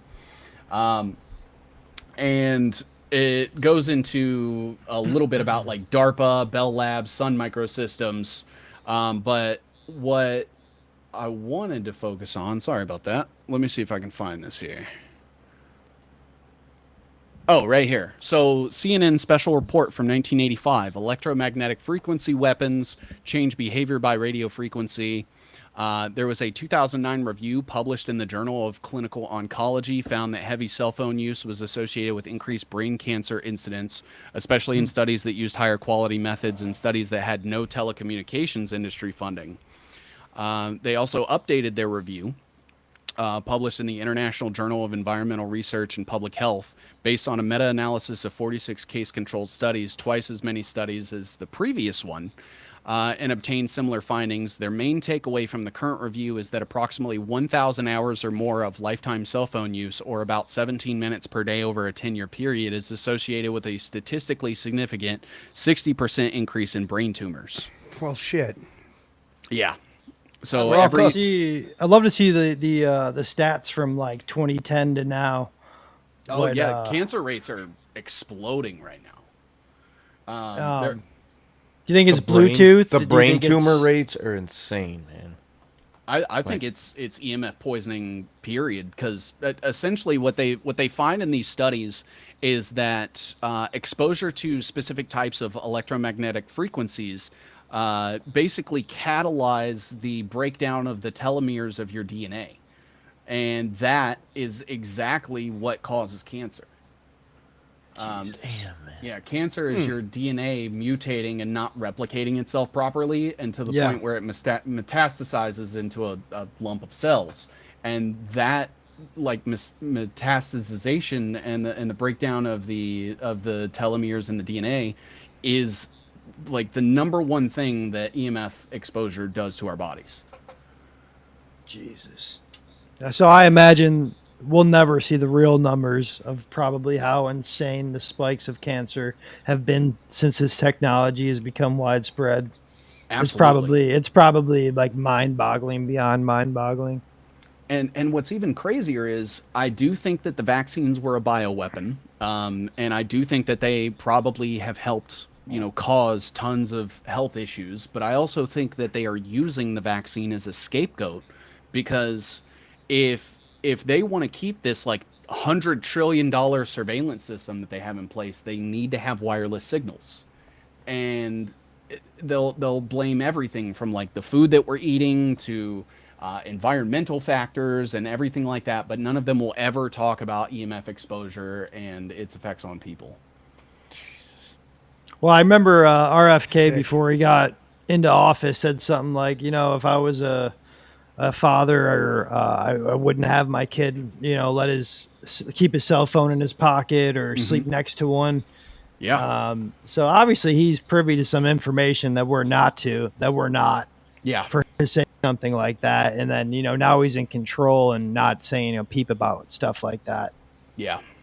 Yeah, it's a shame, man, because it's like you hear these people say these things that you want to hear and you agree with, and then it's every single time they don't do it, they don't deliver. There's no accountability, what have you. And I'm to the point where I'm like, man, if there is anybody that is even in the government, I just assume that they're a piece of shit. They're an operative. They're paid.